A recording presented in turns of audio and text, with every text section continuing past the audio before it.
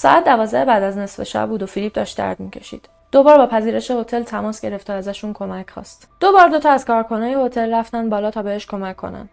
بار آخر اون کسی که اومده بهش کمک کنه بهش گفت آقا فکر میکنم حالتون خوب نیست. میخواید دکتر خبر کنم؟ فیلیپ گفت نه دکتر لازم نیست، من حالم خیلی خوبه. ولی ساعت 3 صبح شد و فیلیپ همچنان داشت درد میکشید. پس تلفن رو برداشت و با دوستش گرگ تماس گرفت. گرگ بهترین دوست فیلیپ بود. انقدر دوست خوبی بود که از خونه خودش راه افتاد رفت سمت هتل تا بره پیش فیلیپ و ازش نگهداری بکنه. اونا تا صبح بیدار بودن. صحبت میکردن. فیلیپ به گرگ گفت که الان حالش خیلی بهتره. الان که گرگ پیششه حالش خیلی بهتره. از نظر روحی هم حالش خیلی بهتره. به خاطر تصمیمی که گرفته الان خیلی خوشحاله. حال فیلیپ واقعا داشت بهتر میشد. واسه همین هم دوتایی رفتن که بگیرن بخوابن. صبح زود گرگ رفت پایین، صبونه گرفت و آورد بالا که با فیلیپ با هم دیگه دوتایی بخورن. ولی موقعی که رفت پیش فیلیپ که هم بهش سر بزنه هم بهش صبحانه بده، متوجه شد که فیلیپ مرده. سلام، کیمیا هستم. به یه ویدیو دیگه خوش اومدید. جان رانالد براون تو سال 1922 تو میسای اریزونا به دنیا میاد. از یه خانواده مورمن خیلی خیلی مذهبی. به لطف پرونده‌هایی که تا الان بررسی کردیم دیگه تقریبا میتونیم بگیم که ما دایره المعارف کامل زندگی مورمن ها رو از حفظیم و میدونیم چه آدمایی هستن، میدونیم مورمنیسم چیه. پس توی این ویدیو دیگه نمیخوایم خیلی درباره دینشون صحبت کنیم چون حقیقتا خیلی کاربرد نداره. ولی خب پدر جان آدم خیلی سختگیر و خشکی بود، مخصوصا توی مسائل دینیشون. در حدی که احساس میکنه که اصلا توی اریزونا نباید وایسن، باید برن مقرشون توی یوتا. پس به مکای یوتا نقل مکان میکنن و جان اونجا توی 16 سالگی دیپلم دبیرستانش رو میگیره. یعنی از بقیه همسن و سالاش هم خب زودتر دیپلمش رو میگیره و مدرسه‌ش رو تموم میکنه. جان بی نهایت باهوش بود، واقعا درسش عالی بود. درسای مدرسه واسش مثل تفریح بود، انگار واسش بازی بود، آب خوردن. وقتی همه بچه‌ها دغدغه امتحانا رو داشتن، جان بدون اینکه استرس داشته باشه میومد سر کلاس مینشست، خودکارشو در می آورد، جوابا رو مینوشت و میرفت. باز امتحان بعدی هم همینطور. هیچ وقت هم درس نمیخوند. از اینه بود که سر کلاس خوب درس و گوش میداد. اصلا یه هوش عجیب غریبی داشت. جوری که معلما همیشه وقتی که درباره جان صحبت میکردن میگفتن که آینده جان قرار آینده فوق‌العاده عجیب غریبی باشه. خدا میدونه قراره حالا یه مخترع چیزی ازش در بیاد یا شاید تبدیل بشه به یکی از بزرگترین نابغه های کشور. میرسیم به دهه 40 و جنگ جهانی دوم، در حالی که آمریکا به نیروهای تازه نفس واسه جنگ احتیاج داشت.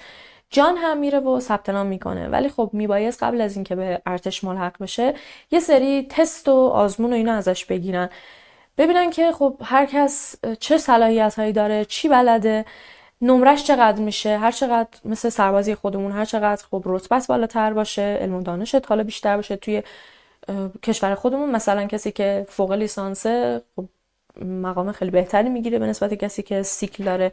اونجا هم همینطوری بود، بر اساس صلاحیت ها و نمرات هر کس بهش یه نقشی رو میدادن. مثلا یه نفر میرفت توی آشپزخونه، یه نفر میرفت توی مثلا اسلحه خونه، مسئول نگهداری از اسلحه ها میشد.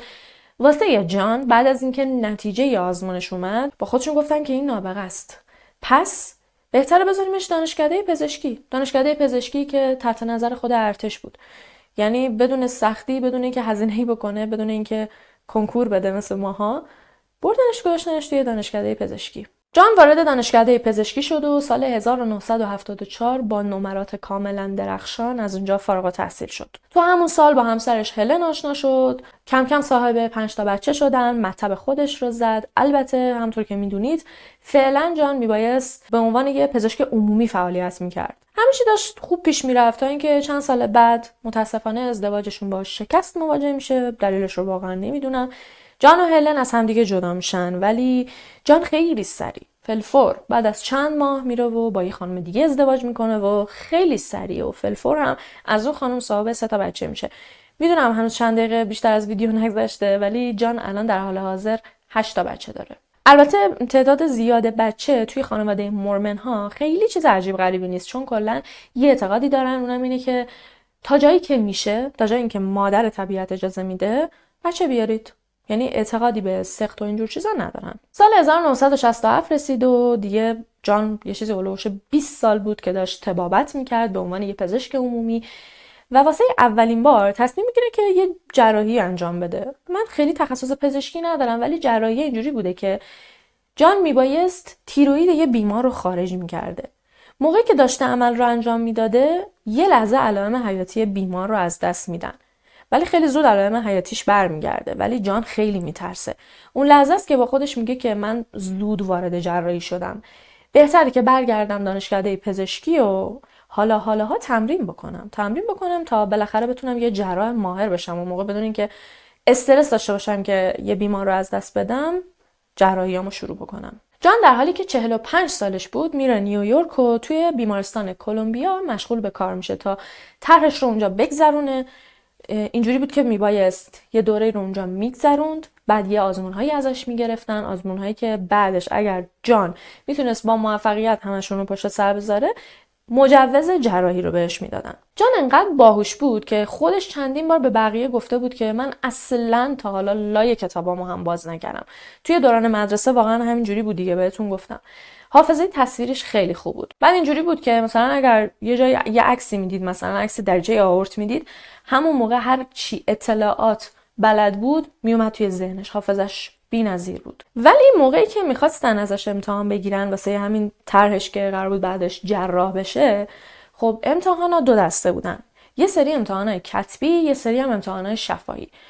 امتحانای کتبی واسه جان 3 سوته بود، آب خوردن بود، همه رو بدون حتی یه دونه غلط قبول شد. ولی امتحانای شفاهی خیلی واسه جان راحت نبود. در واقع جان افتضاح بود توی امتحانای شفاهی. وقتی که جان امتحانای کتبی رو بدون غلط قبول میشه ولی امتحان شفاهی رو اصلا نمرش افتضاح میشه، یعنی حتی نمره قابل قبولی هم نمیگیره، همه تعجب میکنن، بهش میگن که بابا جون تو مغز متفکری، چجوریه که کتبی رو اونجوری جواب میدی ولی توی شفاهی اینجوری هستی؟ جانم یه سری حرفای عجیب میزنه، میگه که به خاطر اینکه من کلا توی یه خانواده خیلی سرسخت بزرگ شدم، ما همیشه یه پدری داشتیم که خیلی سختگیر بوده، آدمای استرسی بار اومدیم، در نتیجه فن بیانمون خیلی ضعیفه. هیچ وقت تا حالا اینجوری نبوده که بشینیم جلوی یک نفر و چش تو چش رو در رو باهاش بحثی داشته باشیم. من تا بوده یادمه که توی دوران مدرسه همیشه امتحانام نوشتاری بوده که البته خب امتحانات شفاهی هم قطعا توی مدرسه بوده، ولی بخواید مدرسه رو با الان که جان میخواست تبدیل به یه جراح بشه مقایسه بکنی، خب اصلا قابل مقایسه نیست. جان خیلی تلاش کرد، چندین بار امتحانات شفاهی رو داد ولی هر بار رد شد. در آخر هم بهش گفتن که شرمنده ایم، نمیتونیم بهت مجوز جراحی رو بدیم. همچنان میتونی پزشک عمومی باشی ولی خب نمیتونی جراح باشی. این اتفاق واسه جان توی 45 سالگی بدترین شکست زندگیش بود. یعنی حتی طلاقش هم انقدر ناراحتش نکرده بود. بدترین شکست زندگیش بود، انگار تمام امیداش از دست رفته بود. تازه این اتفاق همزمان شد با فوت همسر دومش مریض شد و از دنیا رفت. دیگه این دوتا با هم دیگه ادغام شد و جان یه مدت خیلی طولانی افسرده بود. اصلا دیگه حتی درست سر کار نمیرفت و حسابی رفته و توی خودش از زندگی ناامید شده بود.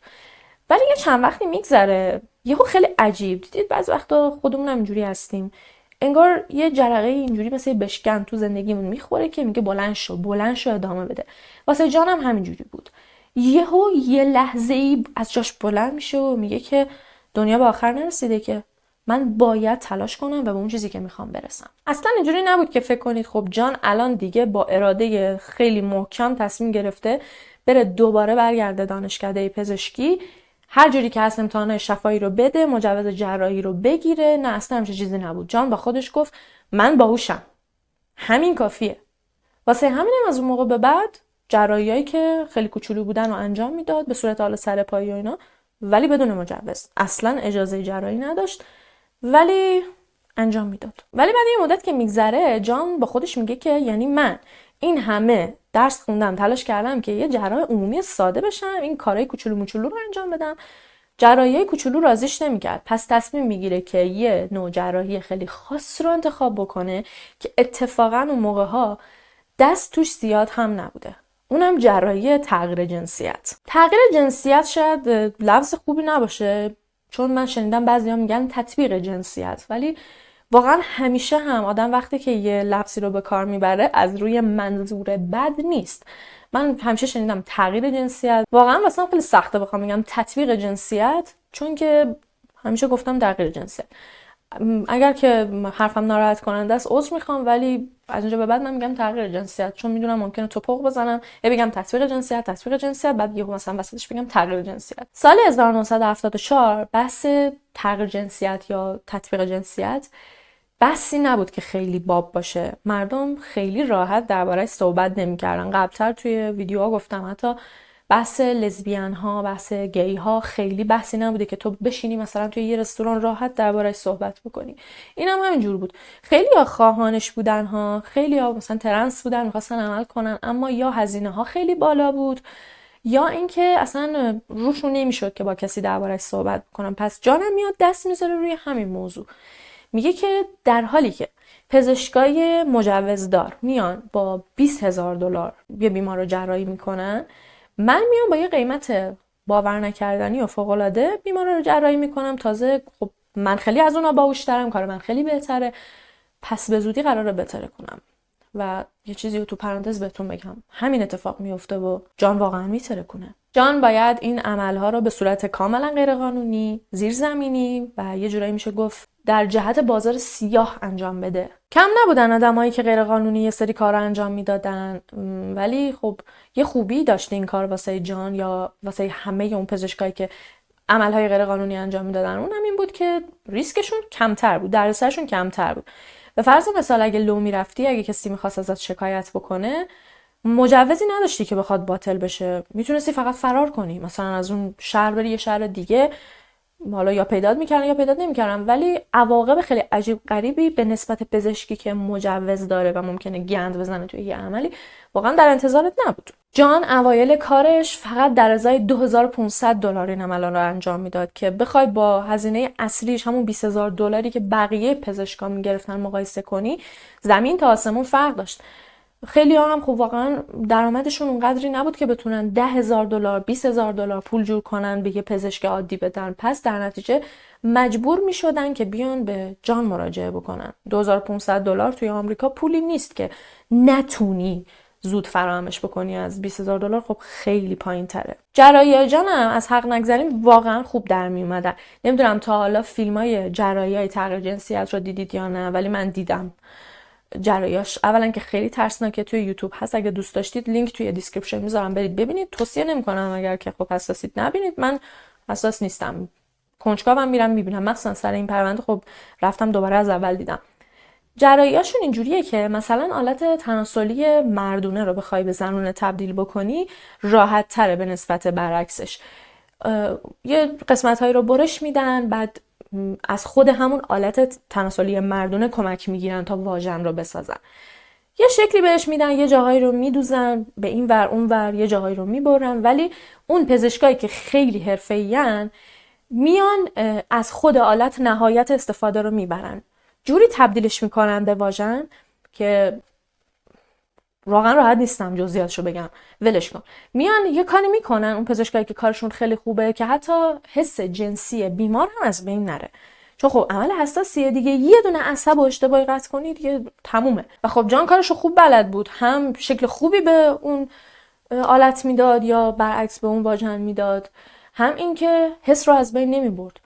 تمام مراجعه کننده های جان واقعا راضی بودن. در ازای $2,500 داشتن چیزی رو تحویل میگرفتن که یه پزشک دیگه در ازای $20,000 بهشون تحویل میداد. ولی فکر نکنید که جان از اولین باری که تیغ جراحی گرفت دستش رو شروع کرد به انجام دادن این عمل فوق‌العاده بود.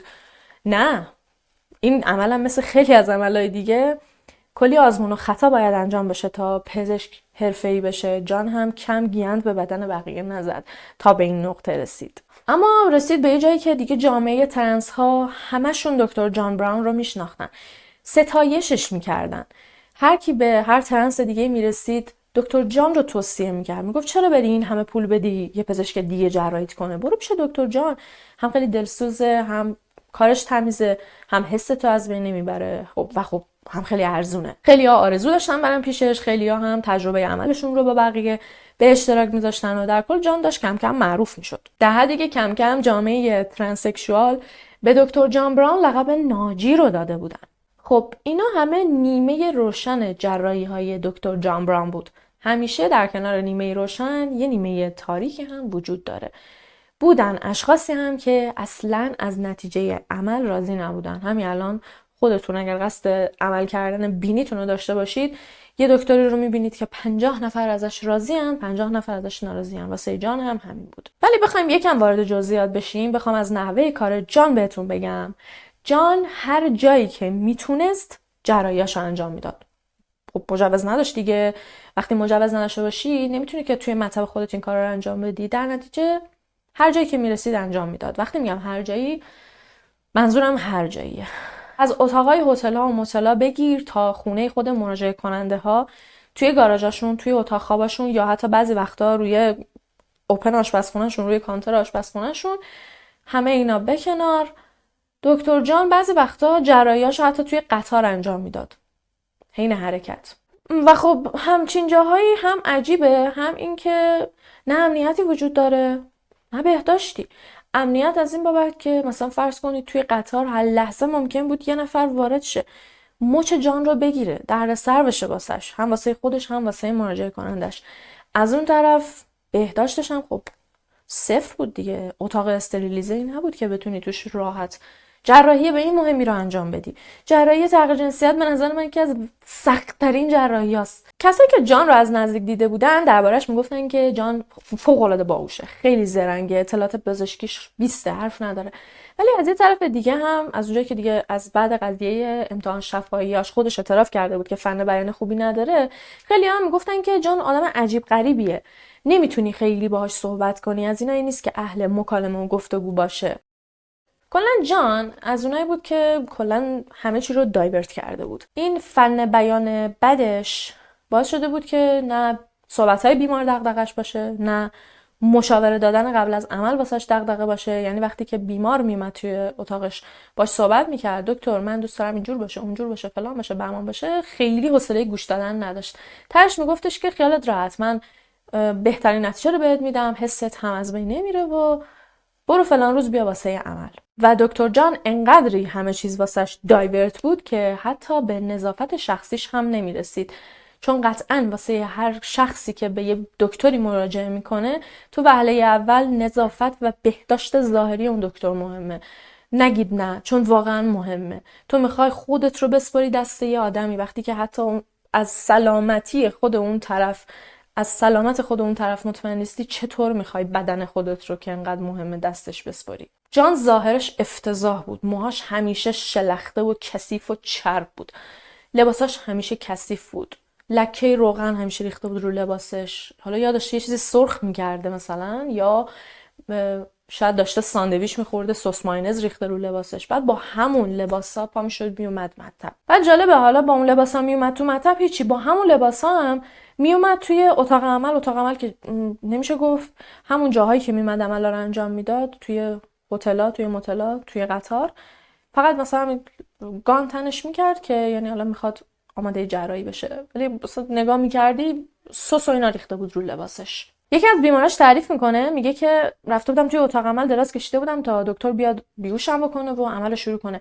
میگه موقعی که دکتر اومد توی اتاق دیدم یه صدایی میاد، انگار مثلا یه نفر داره یه چیزی میخوره. میگه سرمو بالا کردم نگاه کردم دیدم که دکتر یه دونه سوسیس گرفته دستش، تازه مثلا انگار خریده بودتش، بالاشو باز کرده، اون پاکتشو باز کرده، همونجوری داره بالا سر بیمار خام خام سوسیس و گاز میزده.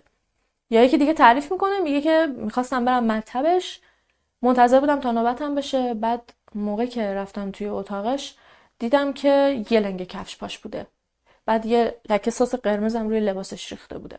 جان حتی یه سری دستیار هم داشت، دستیارایی که نه تنها سابقه پزشکی نداشتن، یعنی اصلاً توی شاخه پزشکی نه تحصیل کرده بودن، نه حتی تجربه‌ای داشتن، نه دوره‌ای رو گذرانده بودن، بلکه حتی یکیشون که من توی یه مقاله خوندم نوشته بود یکیشون یه خلافکار بوده، یه خلافکار سابقه دار بوده که فقط اومده بوده گفته بوده خب من می‌خوام بیام اینجا کار کنم و دکتر جان گفته بود باشه مشکلی نیست، اصلا حتی براش مهم نبود که این آدم درستی نیست. ولی اکثر دستیارای جان کسایی بودن که خودشون متقاضی عمل جراحی تغییر جنسیت بودن. یعنی ترنس هایی بودن که میخواستن بیان پیش دکتر عمل کنن، بعد مثلا همون $2500 رو هم نداشتن یا $500 رو نداشتن، می اومدن در ازای مابقی پولی که به دکتر بدهکار بودن پیش دکتر به عنوان دستیار کار میکردن. از همه اینا میشه گذشت. واقعا میگم از همه اینا میشه گذشت. به جز یه مورد، اونم اینه که بعد از اینکه بیمار عمل میشد هیچ کس بعدش نمیومد بهش سر بزنه. خب اتاق جراحی نبود دیگه، بیمارستان چیزی نبود دیگه. مثلا اون مراجعه کننده توی خونه خودش عمل شده بود، چشمش رو که باز میکرد میدید هیچ کس نیست. دکتر و دستیاراش رفته بودن. نه مراقبت بعد از عملی، نه اینکه دکتر بیاد معاینش کنه، چکش کنه، بهش دارو بده، آنتی بیوتیک بهش بده. اصلا از این خبرها نبود. دکتر و تیمش می اومدن جراحی رو انجام میدادن و بعدم خدافظ از اونجا میرفتن. ولی توی این شرایط آیا میتونی اعتراض کنی؟ باشه میتونی اعتراض کنی. به کی میخوای اعتراض کنی؟ بری مثلا به بیمارستان اعتراض کنی؟ بری یقه رئیس بیمارستان رو بگیری؟ کدوم بیمارستان؟ بیمارستانی که اصلا وجود نداشت؟ یا بری یقه نظام پزشکی رو بگیری؟ حالا ما میگیم نظام پزشکی، نمیدونم اونا چی میگن، اونم بعد یه همچین چیزی بگن دیگه. بری نظام پزشکی از دکتر جان شکایت کنی، دکتر جانی که اصلا مجوز جراحی نداره، اونجا اسمش فقط به عنوان پزشک عمومی ثبت شده. حالا بیا ثابت کن که این منو جراحی کرده. کاری نمیتونستی بکنی. کسایی که میمدن عمل میکردن همه اینا رو میدونستن که اگر اتفاقی بیفته دستشون به هیچ جایی بند نیست. یادتون نره که ما هنوز توی نیمه تاریک جراحی جان هستیم و خب خیلی از مراجعه کننده ها هم همونجور که گفتم اصلا از جراحی های جان راضی نبودن. کم کم خیلی از پزشکا شاهد این بودن که یه سری مریض بهشون مراجعه میکنن، میگن که ما میخوایم یه عمل ترمیمی انجام بدیم واسه جراحی تغییر جنسیت. بعد پزشک روز عمل میدید که یه نفر اومده اینو جراحی کرده، گند زده به بدنش. مجبور میشدن مراجعه کننده ها واسه درست کردن خرابکاری‌های جان پول مجدد بدن. یعنی اگه همون موقع $10,000 $20,000 داده بودن دیگه تو این دردسر نمیافتادن، مجبور میشدن هزینه مجدد کنن و برن بدن یه پزشک دیگه درستشون بکنه. ولی خب ما همیشه قرار نیست پشت ابر بمونه. همون پزشکایی که بیمارای جان برای عملای ترمیمی بهش مراجعه میکردن بالاخره همشون میرن و از جان شکایت میکنن. جان زندان نمیره، فقط همون نظام پزشکی واقعا نمیدونم توی آمریکا بهش چی میگن، همونجا جان رو میخوان و بعد به خاطر عدم رعایت بهداشت، فقط به خاطر همین و جراحی کردن بدون مجوز بهش میگن که تو دیگه اینجا اجازه جراحی نداری. یعنی توی الان اون لحظه جان توی کالیفرنیا داشت فعالیت میکرد، گفتن که تو دیگه هیچ وقت اجازه جراحی توی کالیفرنیا رو نداری. یعنی حتی اگر برگردی دانشکده پزشکی مدرک جراحی تو بگیری، مجوز جراحی تام بگیری، کلا تو دیگه منعی از انجام دادن هر گونه جراحی توی کالیفرنیا. که خب جان اصلا ناراحت نشد، با خودش گفت خب من تو کالیفرنیا نمیتونم جراحی کنم، ولی معنیش این نیست که جای دیگه نتونم این کارو انجام بدم. پس جان جلو پلاسش رو جمع میکنه و میره کارائیب.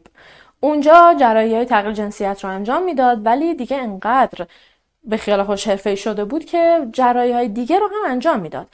یعنی مثلا یه نفر میمد توی اتاق جان، توی مطب جان، بهش میگفتش که من میخوام تغییر جنسیت بدم، عمل تغییر جنسیت رو انجام بدم.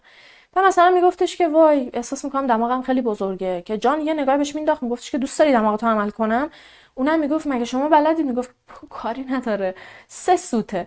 بعد حالا من واقعا نمیدونم، میرفته موقع که یوتیوب هم نبوده، میرفته مثلا یه چیزی یه جایی میخونده، حالا یا مقاله‌ای میخونده، یه چیز خیلی بیسیک و اولیه رو میرفته درباره عمل جراحی بینی میخونده و بعدم میرفته مثلا بینی اون آدمو عمل میکرده. جان انقدر توی کارش گرفت، انقدر راضی بود که چندین سال اونجا موند و همونجا هم بود که با همسر سومش آشنا میشه. وقتی جولی تو سال 1981 جانو دید، جان 59 سالش بود و جولی فقط 17 سالش بود. که طبق گفته های خود جولی ازدواجشون یه ازدواج سنتی بود. میدونم معنی سنتی از دید ما یه چیز دیگه است، ولی من احساس میکنم که خانواده جولی چون خیلی فقیر بودن، جولی رو انگار فروختنش به جان. واقعا نمیدونم و نمیگم که آره رفتن یه پولی از جان گرفتن دخترشون دادن، نه، من احساس میکنم به خاطر اینکه حالا یه نونخور کمتر شه، از روی فقر رو نداری، دخترشون رو دادن به جان. خب جان پزشک بود دیگه، حالا هر کی که بود، پیر بود یا چی. و من دارم به این فکر میکنم اون سالی که جان اولین جراحیش رو انجام داد که میخواست تیروئید رو از بدن اون بیمار در بیاره، همون موقع که کلا جرقه این پرونده زده شد و جان تصمیم گرفت برگرده دانشکده پزشکی، اون موقع جان 45 سالش بوده و جولی 3 سالش بوده. جان به جولی خوندن نوشتن یاد داد، مثل یه پدر در واقع میشه گفت، بیشتر ازش مراقبت میکرد و جولی شدیداً عاشق جان بود. همیشه هم گفته که حتی اگر 100 بار دیگه هم به دنیا بیام یا برگردم به عقب، بازم با جان ازدواج میکنم. جان عشق زندگیم بوده و هست، که به نظر من بیشتر جولی جان رو به چشم پدر نداشتش میدید، چون میگم حتی این دختر تا 17 سالگی خوندن نوشتن رو هم بلد نبود و جان این چیزا رو بهش یاد داده بود. ولی خب حقیقت ماجرا این بود که جان پدوفیلی بیش نبود که رفته بود با دختری که همسن نوش بود ازدواج کرده بود و از نیازمندی اون دختر، از کمبودهایی که اون دختر داشت به نفع خودش نهایت سوء استفاده رو کرد. جان از جولی هم صاحب 2 بچه میشه و در حال حاضر دیگه الان میشه گفت جان 10 بچه داره. البته 8 که توی آمریکا بودن، مثلا جان سال به سال هم بهشون سر نمیزد، فقط نفقه‌شون رو دورا دور واسهشون میفرستاد. تا اینکه توی کارائیب هم مچ جان رو میگیرن و دیگه از انجام جراحی توی کارائیب هم منع میشه و جان مجبور میشه که از کارائیب بره سندیگو. میره سندیگو به خاطر اینکه سندیگو به مرز مکزیک خیلی نزدیکه. جان هم برنامه‌ش این بود که یه خونه واسه خودش تو سندیگو بگیره و یه مطب هم توی تیوانای مکزیکو بزنه. تیوانا خیلی تلفظش سخته. تصمیم میگیره که توی تیوانا یه مطب بزنه. خب وقتی که مرز اونجا باشه، مکزیکیای خیلی زیادی میان اونجا، کلا دیگه جایی نیست که خیلی قانون و مقررات داشته باشه. مطبش رو توی تیوانا میزنه و کم کم سر کله مشتریاش پیدا میشن. جان الان دیگه توی سندیگو خب تنها بود. جولی رو هم خب با خودش نبرده بود. بعضی وقتا میرفت واسه خودش پیاده روی. یه بار که داشته واسه خودش پیاده روی میکرده، اونجا قدم میزده، داشته فکر میکرده و طبق ادعای خودش توی همون افکار و حالت عرفانی خودش که بوده با خدا صحبت میکنه و اتفاقا خدا هم جوابش رو میده. به خدا میگه که خدا یکم گیج شدم، آیا واقعا کاری که من دارم میکنم درسته؟ و خب یک ندای درونی که در واقع به قول خودش صدای خدا بوده بهش میگه که مطمئن باش که داری کار درست رو میکنی. رسالت تو کمک کردن به جامعه ترنس هاست، به خاطر اینکه ترنس ها فرزندان خدا هستن و تو وظیفت خدمتگذاری به فرزندان منه. پس جان قوی‌تر و محکمتر از همیشه به جرایاش ادامه میده تا اینکه یه روز میره به همه اعلام میکنه که یه خبر جدید داره. یه اتفاق جدید که قرار بود از سمت جان توی علم پزشکی اتفاق بیفته. اونم این که جان تونسته بود روشی رو کشف بکنه که با کمک اون روش میتونست طول آلت تناسلی مردونه رو تا 5 سانت افزایش بده. هیچ وقت فکرش رو نمی کردم برم درباره اینکه آیا میشه طول آلت تناسلی مردانه رو افزایش داد گوگل کنم، ولی واقعا مجبور شدم این کارو بکنم. هرچند که من واقعا دوست دارم تو هر زمینه اطلاعات داشته باشم، ولی آخرین چیزی که ممکن بود به دردم بخوره همین مسئله بود. چیزی که من حداقل رفتم سرچ کردم و متوجه شدم اینه که خب یه راههایی هست، ولی اون راهها معمولا واسه افزایش مثلا قطر انجام میشه. واقعا راحت نیستم درباره‌اش صحبت کنم، ولی حقیقتا نمیدونم آیا همچین جراحی توی دنیا هست. خیلی من متوجه نشدم. حالا بعضی هم گفتن با دارو، با روغن، با تزریق چربی، ولی بیشتر میگم همش میرفت به سمت افزایش قطر، نه افزایش طول. حالا کار ندارم. ادعای جان ادعای خیلی بزرگی بود، ولی خب مثل بمب ترکید.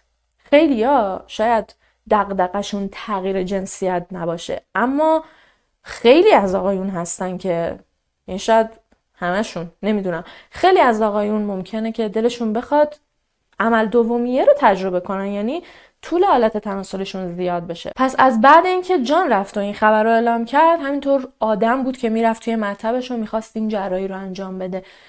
نمیدونم واقعا چه جوری انجام میداد، ولی خب میکرد این کارو. این جراحی ها رو هم به جراحی های تغییر جنسیتش اضافه کرده بود. ولی فقط در این حد میدونم که حتی توی تیوانا هم مردم 50-50 بودن. یه سری عاشق کار جان بودن و میپرستیدنش، راضی بودن از نتیجه عملا. یه سری هم ازش متنفر بودن، از نتیجه عملا ناراضی بودن. ولی یه چیزی که خیلی واضحه اینه که هیچ کدوم از مراجعه کننده های جان نمیدونستن که اینا همشون موشای آزمایشگاهی جانن. جان بدون اینکه ذره‌ای مطالعه کرده باشه، ذره‌ای تبحر داشته باشه، ذره‌ای تجربه داشته باشه، داشت هر چیزی که تو لحظه به ذهنش میرسید و روی اون مردم بیچاره امتحان میکرد. چرا گفتم بیچاره؟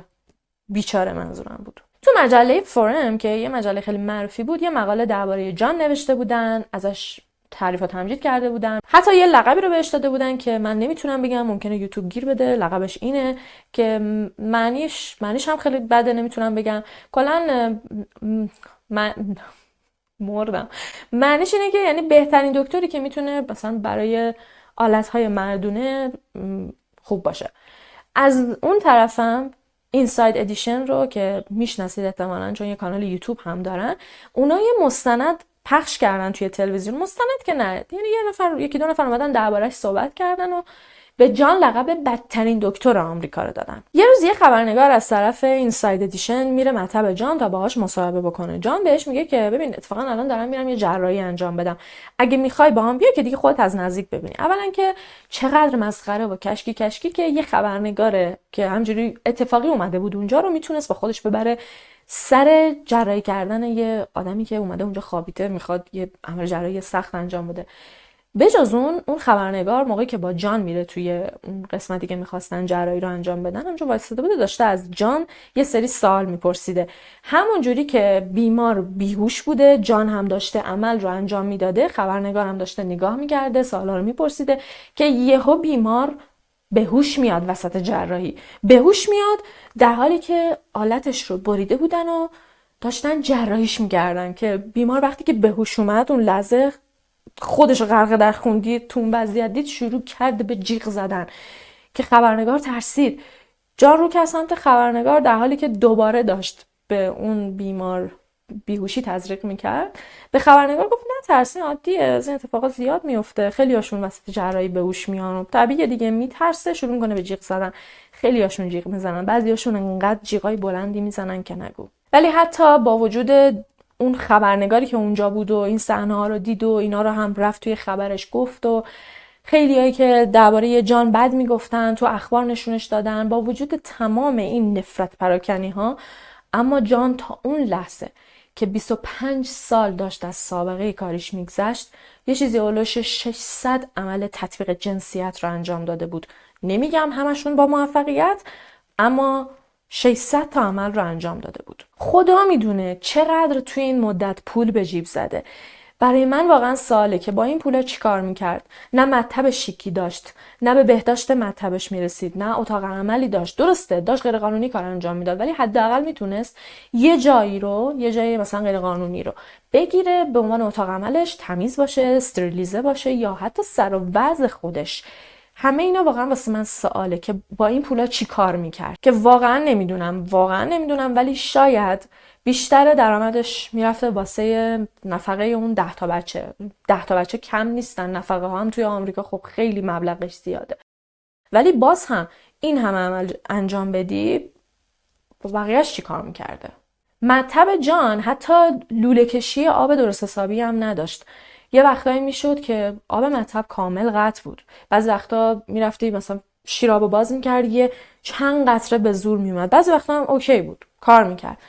ولی یه اتفاقی که تقریبا میشه گفت هر روز توی مطب جان پیش میومد این بود که روزی شاید یه بار یا حتی بعضی وقتا 2 بار فاضلاب مطب میزد بالا.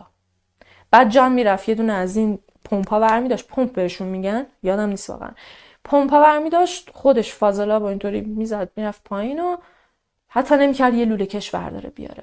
یعنی هم عجیب بود این آدم، هم خسیس. ظاهرا مراجعه کننده‌های جان خیلی این چیزا واسهشون دغدغه نبود. بیشتر دغدغه‌شون این بود که خب اومدن جایی که قیمتش 10 برابر ارزان‌تر از پزشکای عادیه و میتونن جراحیشون اونجا انجام بدن. الان میخوام یه سری از گندایی که جان حین جراحیاش زده بود رو واسهتون تعریف کنم، ولی توصیه میکنم از اینجا به بعد اگر دارید چیزی میخورید لطفاً نخورید. همونطور که قبلتر بهتون گفتم عملهای تغییر جنسیت از مرد به زن راحت تره تا اینکه بخوای برای یه زن آلت مردونه درست بکنی. جفتش عملهای سنگینیه، ولی خب مرد به زن راحت تره. تخصص جان هم بیشتر توی تبدیل آلت مردونه به واژن بود. قبل از اینکه عملا رو انجام بده وعده وعید زیاد میداد به مراجعه کننده‌اش که خیالت راحت، خوشگل ترین واژن رو واسه درست میکنم، حست از بین نمیره و از اینجور صحبت ها. ولی اینا یه مش وعده تو خالی بود، یه مش دروغ بود. جان واسه خیلی از مراجعه کننده هاش حین عمل آلت رو کامل جدا میکرد آلت تناسلی رو، بدون اینکه از خودش، از تمام ظرفیت اون آلت واسه تبدیلش به واژن استفاده کنه، از بیخ جداش میکرد. بعد بیمار به هوش میومد، میدید خب لباس تنش بود دیگه، دست میزد به خودش میگفت خدا رو شکر دیگه الان آلت مردونه ندارم، الان واژن دارم.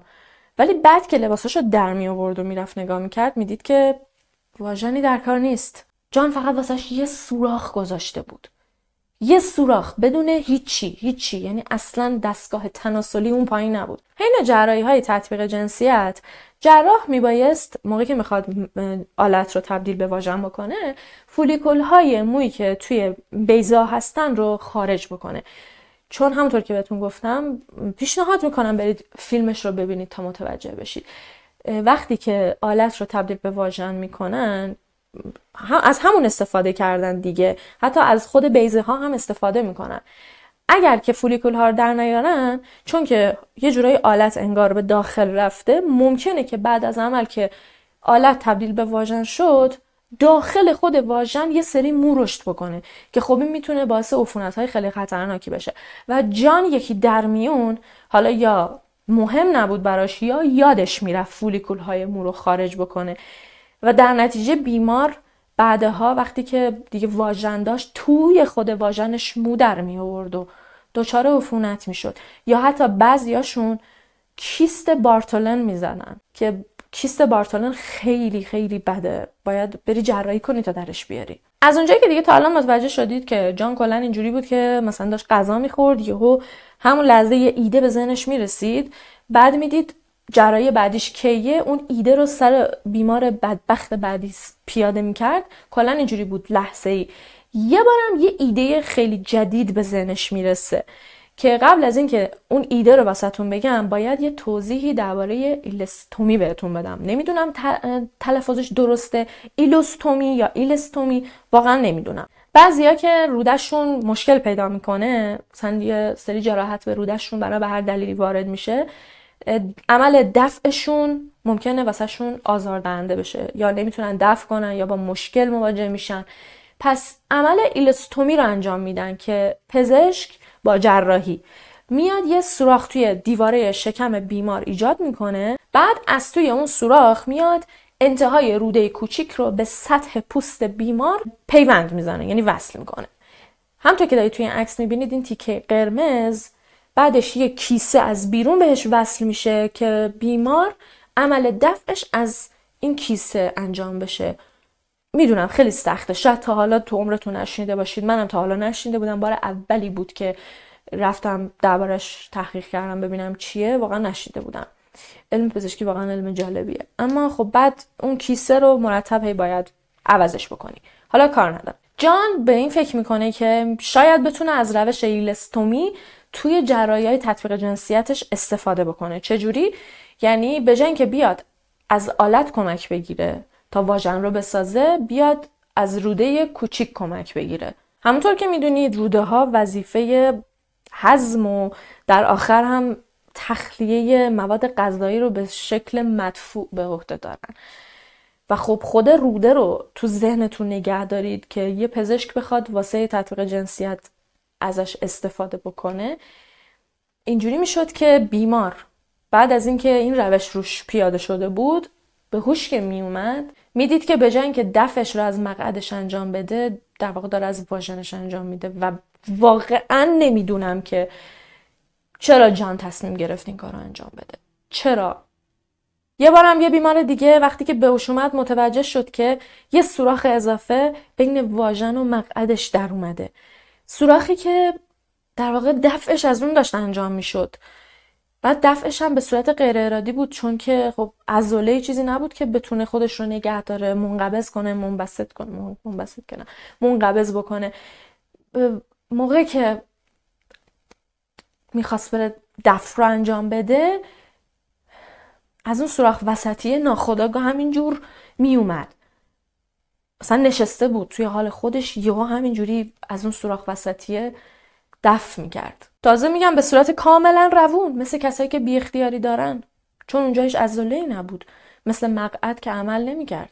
و بالاخره همین خانم میره از جان شکایت میکنه و جان رو دستگیرش میکنن، میندازنش زندان و جان بعد از 1 سال و 7 ماه از زندان میاد بیرون. جان توی دوران حبسش وقتی که خب توی تنهایی خودش بود خیلی فکر میکرد. کم کم به این نتیجه رسید که شاید اصلا پیغام خدا رو اشتباه گرفته، شاید رسالتش این نبوده، شاید بهتر که برای همیشه از دنیای پزشکی خداحافظی بکنه. برای همین هم موقعی که از زندان آزاد میشه تصمیم میگیره که علم پزشکی رو ببوسه بذاره کنار و میره راننده تاکسی میشه. 1 سال راننده تاکسی بود، یه زندگی بدون دغدغه، بدون حاشیه، هرچند که مردم همچنان میشناختنش، پشت سرش بد میگفتن، همچنان خیلی از پزشکا داشتن سعی میکردن گندای جان رو جبران بکنن و خب پلیس هم دورادور حواسش بهش بود. اما بعد از 1 سال به صورت کاملا ناخودآگاه، یه روز که داشته با خودش توی خلوت خودش با خدا مثلا صحبت میکرده، یک ندایی رو میشنوه که میگه که پسرم، فرزندم، تو به جامعه راننده های تاکسی تعلق نداری، تو باید برگردی به دنیای پزشکی، باید برگردی به مردمت خدمت بکنی. پس جان برمیگرده مکزیک و دوباره توی تیوانا مطب میزنه، ولی دیگه تطبیق جنسیت انجام نمیده. هر جراحی انجام میداد، جراحی بینی، جراحی لیفت صورت، جراحی بزرگ کوچیک کردن سینه، باسن شکم، هر چیزی که فکرشو بکنی. میرسیم به سال 1998 و قبل از اینکه داستان جان رو ادامه بدیم باید بریم و با گرگ آشنا بشیم. گریگوری فرث سالها بود که عاجزانه دنبال یه دکتر میگشت که یکی از پاهاشو واسش قطع کنه. شاید فکر کنید که پاش مشکل داشته، نه اصلا. پایی که کاملا سالم بود. میدونم تعجب میکنید ولی بهتر یه توضیح رو بهتون بدم. اختلال اپوتمنوفیلیا یه اختلال نادر روانیه که کسایی که به این اختلال دچار میشن بدون هیچ دلیل خاصی، از دید ما البته، ممکنه که تمایل شدیدی داشته باشن که یه عضو خاص از بدنشون جدا بشه، قطع بشه. دست، پا، یا حتی یه نفر ممکنه که احساس کنه چشمش باید جدا بشه. حسی که اونا دارن اینجوریه که این عضو انگار بهشون تعلق نداره، انگار دست یه شخص دیگه است. میدونم خیلی خیلی درکش واسه ما سخته. یه چیز جالب دیگه همین که کلاً تا به امروز شاید 200-300 نفر فقط مبتلا شدن به این اختلال. خیلی ها میگن علتش مثلا اینه که قسمت راست کره مغزت دچار مشکل بشه، وقتی که این اتفاق بیفته دچار این اختلال میشی. نمیدونم واقعا. وقتی هم که سرچ کردم تنها چیزی که فهمیدم همین بوده و اون شخص تا زمانی که اون قسمت رو از بدنش جدا نکنه آروم نمیشه. و یه چیز دیگه همی که ما خیلی ممکنه تعجب کنیم، طرف پاش رو قطع کنن، بعد از عمل ممکنه بعد 1 سال، 2 سال، 10 سال با خودش بگه که چه غلطی کردم.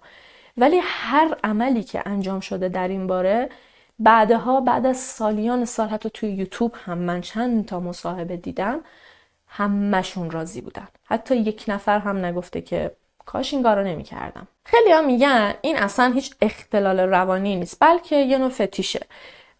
من قبلا هم شنیده بودم که بعضیا فتیش انجام دادن رابطه جنسی با زنی رو دارن که مثلا معلوله، یه دست نداره، یه پا نداره، یه چشم نداره. میدونم دنیاشون خیلی دنیای عجیبیه، اما خیلی ها میگن این اصلا فتیشه. طرف به خاطر فتیششه که تمایل داره این عمل رو انجام بده. میگم چیزی نیست که اگر بری دربارش سرچ بکنی همه به اتفاق بگن فتیشه. بعضیا میگن فتیشه، بعضیا میگن نه، یه اختلال نادر روانیه. این عمل باید حتما به کمک یه پزشک انجام بشه دیگه. یعنی یه دکتر باید قبول بکنه اون عضو سالم بدن تو رو قطع کنه.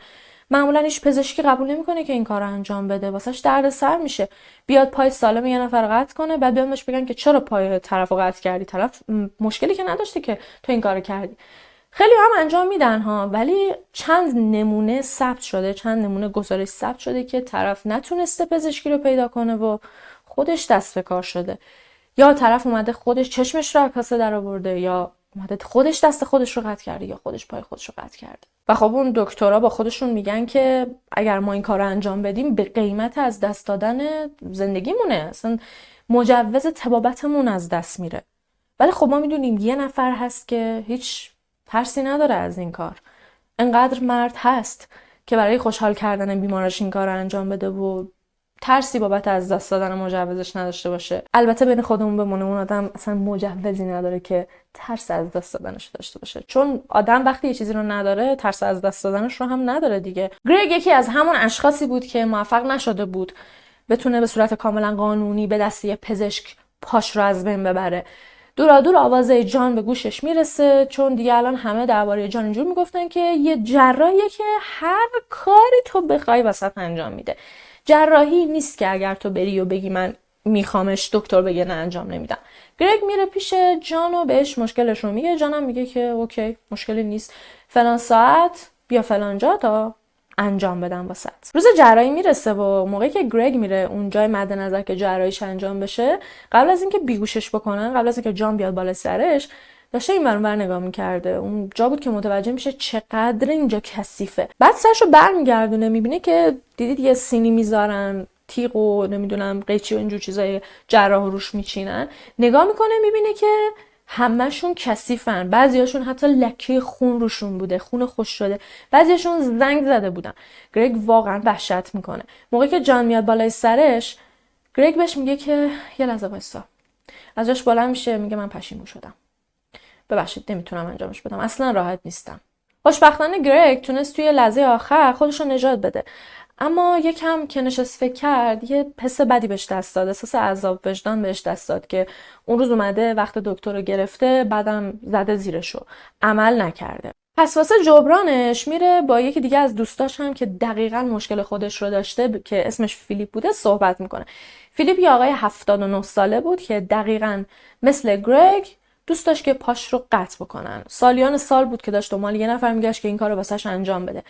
گرگ میره به فیلیپ میگه که آره یه دکتر جان نامی هست و میتونی بری پیشش این کار رو انجام بدی. کلی از جان تعریف میکنه، اینکه آره همه میگن دکتر خوبیه، ولی خب گرگ اصلا نمیگه که اون روز توی اتاق عمل چی دیده. بهش نمیگه که وسیله ها کثیف بودن، محیط خیلی کثیف بوده. که جا داره اینجا بگم من یه ذره از اونجایی که خیلی آدم بدبینیم احساس میکنم بس عذاب وجدان گرگ نبوده.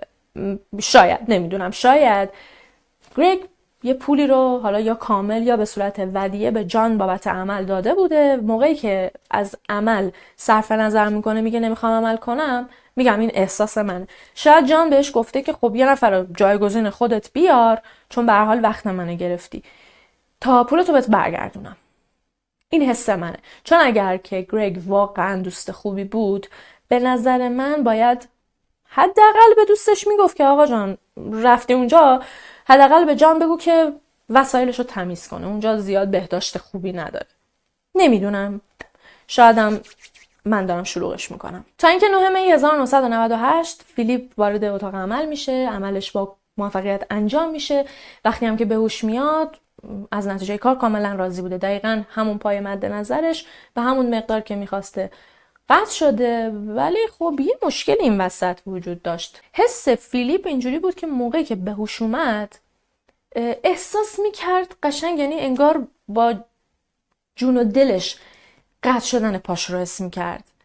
منظورم این نیست که مثلا درد آنچنانی داشته ها، از این بابت که انگار که قطع شدن پاش رو داشت با تمام وجودش احساس میکرد. نمیگم وسط جراحی به هوش اومده، ولی حسش یه جوری بود که احساس میکرد لحظه‌ای که داشتن پاش رو قطع میکردن فیلیپ حسش کرده، یعنی انگار کاملا بی حس و بیهوش نبوده.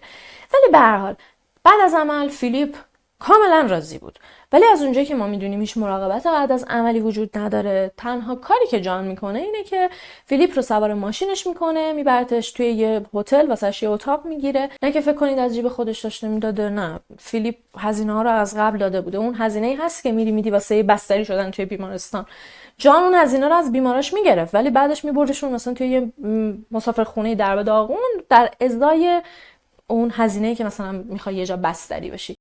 فیلیپ رو تک و تنها توی یکی از اتاقا ول میکنه بدون اینکه معاینش کنه، چکش کنه، دارویی حتی واسش تجویز کنه. بعدم از اونجا میره. از اونجایی که جان بار اولش بود توی عمرش که قطع عضو انجام میداد، الان یه پای آدمیزاد توی ماشینش بود که نمیدونست باش چی کار بکنه. یکم نشست فکر کرد، گفتش که خب من یه عمل غیرقانونی انجام دادم، اگه بگیرنم خب بیچاره میشم، باید ردم از بین ببرم. از طرفی خب با این پای چیکار کنم؟ میره دورترین جای شهر، یه جایی که بیابون بوده، فقط سگ و گرگ میتونستی اونجا پیدا کنی. از توی شیشه ماشین پای فیلیپو پرت میکنه پایین. خیالش هم راحت بوده که خب الان سگا و گرگا قطعا پای رو میخورنش. بعدم از اونجا میره خونش رو میگیره میخوابه.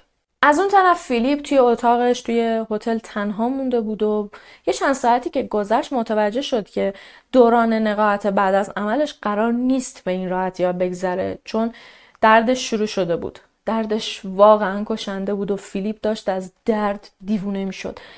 کاری هم نمیتونست خوب انجام بده دیگه. میخواست بره تلفن اتاق رو برداره که با پذیرش تماس بگیره که یهو تعادلش از دست میده، از روی تخت میفته. هنوز عادت نکرده بوده به اینکه یک پا داره الان. به هر شکلی که بود زنگ میزنه، از خدمه کمک میگیره. 2 دفعه هم زنگ میزنه، 2 بار خدمه میان کمکش میکنن که بره توی تختش، یا کمکش میکنن میخواسته بره دستشویی و بعدم برش میگردونن. بعد یکیشون موقعی که میخواسته بره میگه که آقا میخواید واسه دکتر خبر بکنم؟ فیلیپ میگه که نه من حالم اوکیه. ولی خب واقعا فیلیپ حالش خوب نبوده. فیلیپ دیگه واقعا نمیتونسته دردش رو تحمل بکنه. زنگ میزنه به گرگ همون موقع بلافاصله بلند میشه میاد اونجا، میره اتاق کناری فیلیپ رو واسه خودش برمیداره، واسه خودش میگیره که بتونه کنار فیلیپ باشه. میره ازش مراقبت میکنه، بهش شامشو میده. فیلیپ هم میشینه کنارش، خب حالش خیلی بهتر شده بوده، باش صحبت میکنه، بهش میگه که خیلی خوشحالم، خیلی از نتیجه عملم راضیم، بالاخره به آرزوم رسیدم. درسته سنم بالا، درسته دیگه 79 سالم شده بوده، اما بالاخره احساس میکنم به اون آرامشی که میخواستم رسیدم. بعدم دیگه خب از اونجایی که همه چیز خوب بوده، گرگ شب بخیر میگه و میره توی اتاق خودش. صبح بیدار میشه، میره پایین، صبحانه میگیره واسه جفتشون، میاد بالا، میره که به گرگ سر بزنه، هم بهش سر بزنه هم بهش صبحانه بده، که متوجه میشه که گرگ فوت کرده. حالا فوت کردن میتونه در این حد باشه که خب توی تخت خودش توی خواب حالا از دنیا رفته، ولی اصلا انگار یه نفر اومده بود فیلیپ رو به قتل رسونده بود. اینقدر صحنه ترسناکی بود.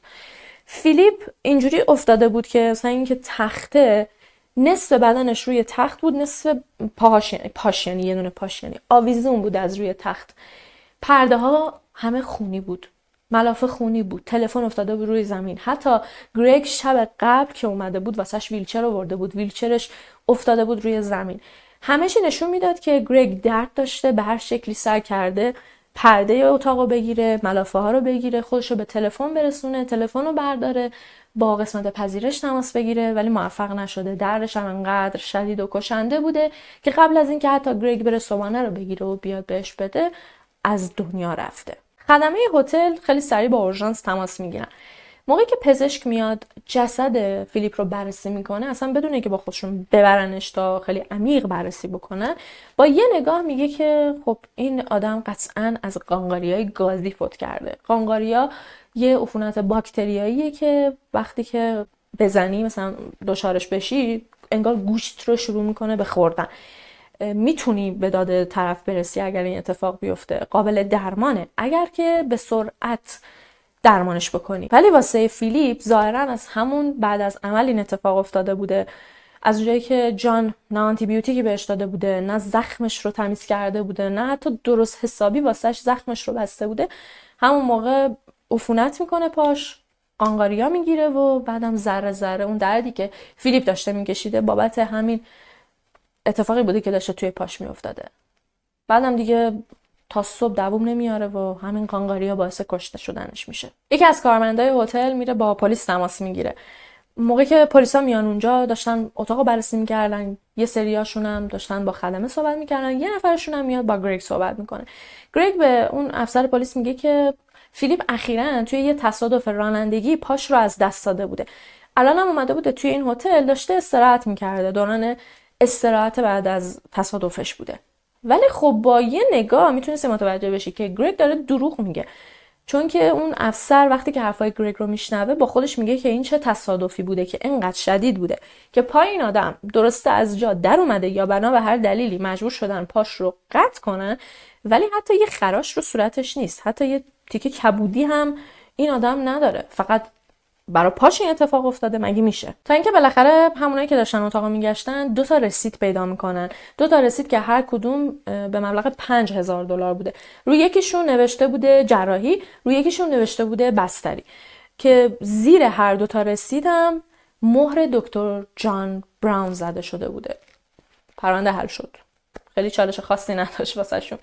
میرن سراغ جان بدون اینکه اتفاق خاصی بیفته، بدون اینکه سخت باشه، بدون اینکه جان فرار کنه. جان رو دستگیرش میکنن، ولی جان اصلا انگار نمیدونست، انگار تو باغ نبوده. هی میگه مگه من چیکار کردم، مگه من چیکار کردم، من کاری نکردم. با خودشون میبرنش، باش صحبت میکنن. از اون طرف هم یه تیم دیگه میرن توی خونه جان و شروع میکنن خونهش رو بگشتن. موقعی که به جان میگن خب اظهاراتت رو روی کاغذ بنویس، 29 صفحه واسه خودش همجور مینویسه. تعریف میکنه که آره من درسته که این آدم رو عملش کردم، ولی بعد از عمل من آوردمش توی هتل گذاشتمش، بهش رسیدگی کردم، چکش کردم، همه چیز خوب بود، این آدم سالم بود، اتفاقی واسش نیفتاده بود. درسته قبل از اینکه برم متوجه شدم که پاش یه کوچولو کبود شده، یه چند قطره خونم از پاش اومد، ولی چیز خیلی بزرگ و خاصی نبود. بعدش گفتن که چرا دارو ندادی، چرا آنتی بیوتیک ندادی؟ گفت به خاطر اینکه زخمش تمیز بود. البته این حرف خیلی عجیب نیست، چون دیگه ما تا الان متوجه شدیم که معیار تمیزی از دید دکتر جان با معیار تمیزی از دید کل دنیا کاملا متفاوته. توی خونه جان چند تا کفش خونی، ملافه های خونی، سوزنای استفاده شده، تشک خودش، حتی تشکی که روش میخوابید خونی بود. یه سری حوله پیدا کردن، حوله های خونی که جان گذاشته بودتشون توی وان، روشون سفید کننده هم ریخته بوده و حوله ها داشتن خیس میخوردن که تمیز بشن. چند تا بسته خالی چسب قطره‌ای هم پیدا میکنن، نه مثل چسب قطره‌ای ما، یک مقدار این چسبا بهشون میگن کریزی گلو، اینا یکم محکم ترن. واقعا اعتراف میکنم من تا الان نمیدونستم که بعضی از زخما رو با چسب قطره‌ای میشه به جای بخیه زدن بست. حتی سرچ که کردم تو آپارات یه ویدیو بهم نشون داد، میذارم خودتون ببینید. سلام دوستان، امروز 2 تا روش برای درمان موقتی زخما بهتون یاد میدم. روی زخمتون چسب قطره‌ای استفاده کنین. این چسب برای زخمای خوبه که به بخیه احتیاج دارن. اگه نمیتونین بخیه کنین یا نمیتونین زخمتون رو به سادگی درمان کنین، یه روش اینه که از چسب قطره‌ای استفاده کنین. این چسب زخمو میبنده و از عفونت جلوگیری میکنه. واقعا هیچ وقت فکرشم نمی کردم که برای بستن بعضی از زخم‌ها میشه از چسب قطره‌ای استفاده کرد. البته ظاهراً چسبش یه چسب مخصوصه، حالا کار ندارم، ولی کلاً انگار اینجوری بوده که جان معمولاً خیلی بخیه نمیزده، بیشتر از این چسبا استفاده میکرده، به خاطر اینکه یه چیزی هولوش 200-300 بسته خالی چسب قطره‌ای توی خونش پیدا میکنن، که یعنی از همه اینا استفاده کرده بوده. و در آخر مهمترین مدرکی که پیدا کردن یه سری نوار ویدیویی بود. اون نوارهای ویدیویی شامل عملهای جراحی جان بود. تمام عملهای جراحی که تا الان انجام داده بود رو ثبت کرده بود، ازشون فیلم گرفته بود. قسمت‌های خوبش رو گلچین کرده بود که مثلا به مراجعه کننده‌اش نشون بده، حالت قبل و بعد، کاری که الان توی پیجای اینستاگرام پزشکا انجام میدن.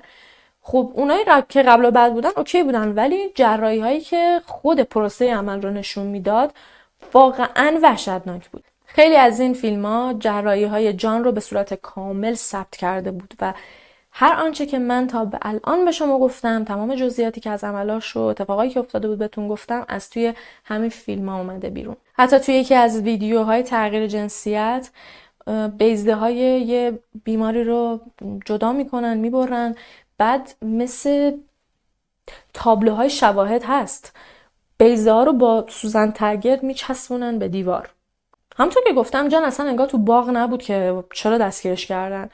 موقعی هم که دادگاهش برگزار شد، خب مدارک خیلی زیادی علیهش بود، به جز شهادت کسایی که جان گند زده بود به بدنشون، زندگیشون رو نابود کرده بود، به جز اتفاقایی که توی این سالها افتاده بود، شکایتایی که علیهش ثبت شده بود، اون بارهایی که گرفته بودنش مجوزاشو باطل کرده بودن، همه اینا به کنار، اون چیزای خونی که تو خونش پیدا کردن، همه اینا به کنار، اصلی ترین مدرک همون نوارهای ویدیویی بود که همونا کافی بود تا قاضی بتونه تصمیمش رو بگیره.